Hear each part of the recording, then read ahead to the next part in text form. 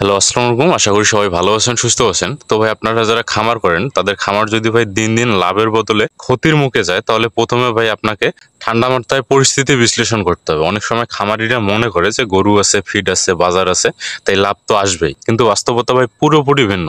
ক্ষতির পেছনে মূলত ভাই কয়েকটা বড় কারণ থাকে, যা সঠিকভাবে বুঝতে না পারলে খামারের অবস্থা ভাই দিন দিন খারাপ হয়। প্রথমত ভাই খরচ ও আয়ের হিসাব ঠিক মতো না থাকা। অনেক খামারিরা খরচের হিসাব রাখেন না, তারা শুধু মনে করেন যে আজ গরুর খাবার খরচ এই পরিমাণ হলো, বিক্রি থেকে এত টাকা আসছে, কিন্তু সমস্ত খরচ যেমন ভ্যাকসিন, ওষুধ, শ্রমিকের বেতন, পানি, বিদ্যুৎ, গরুর স্বাস্থ্য, ঘর পরিচর্যা সবকিছু মিলে একসাথে হিসাব করা হয় না। ফলে হিসাবের একটা ভুল থেকে যায়। আপনার যদি প্রতিদিনের খরচ ও আয়ের পুরো হিসাব না থাকে, আপনি ঠিক বুঝতে পারবেন না কোনখানে খরচ বেশি হচ্ছে আর কোথায় খরচ সাশ্রয় করা সম্ভব। দ্বিতীয়ত ভাই হচ্ছে ফিডের মান এবং খাওয়ানোর পদ্ধতি।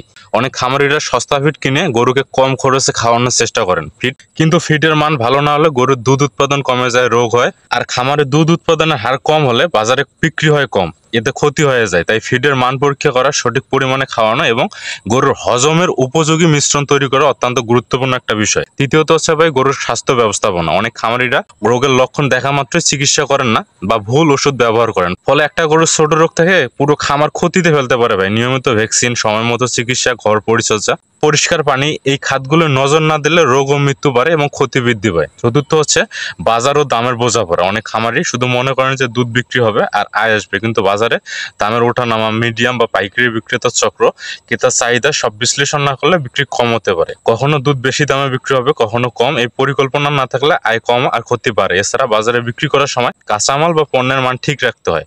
দুধ যদি ফ্রেশ না থাকে বা রোগে আক্রান্ত গরুর দুধ হয়, তা বিক্রি করা যায় না এবং ক্ষতি নিশ্চিত।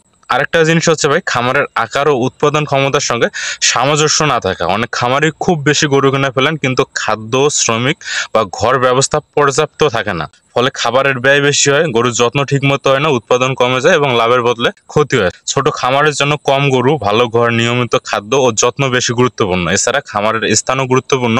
পানি, ঘাস, বাজার এবং সড়কের দূরত্ব সব বিবেচনা করতে হবে।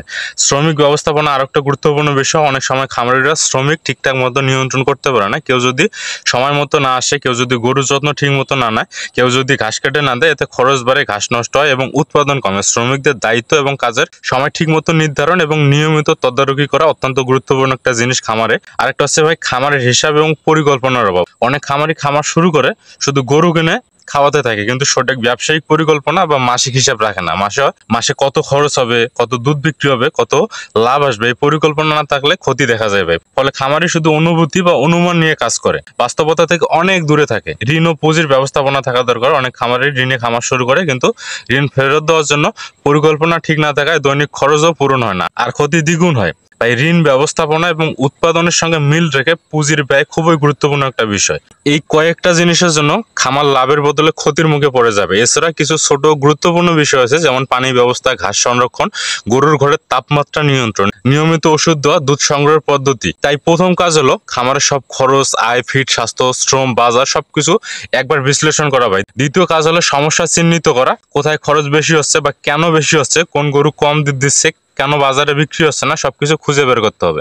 আর তৃতীয় কাজ হলো সমাধান, ফিডের মান ঠিক করা, খামারের আকার ও ঘর সংস্কার, শ্রমিক নিয়ন্ত্রণ, রোগ প্রতিরোধ, বাজার বিশ্লেষণ সব মিলিয়ে ব্যবস্থা নেওয়া। কখনো কখনো ভাই বড় ক্ষতি হলে পরিকল্পনা অনুযায়ী খামার বা আকার সংখ্যা কমানো দরকার। এছাড়া আপনার খামারের প্রতিটি সিদ্ধান্তের জন্য হিসাব রাখা অত্যন্ত গুরুত্বপূর্ণ। দিনে দিনে ছোট ছোট হিসাব মিলিয়ে খরচ ও আয় যাচাই করলে বড় ক্ষতি রোধ করা যায়।